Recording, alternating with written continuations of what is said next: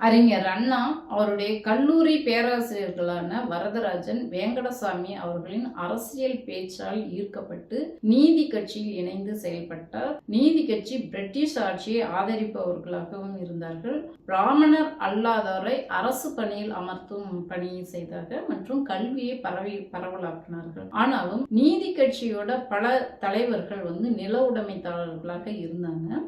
British அரசாங்கம் கொடுத்த பட்டத்தை தாங்கி இருப்பவர்களாக இருந்தார்கள்.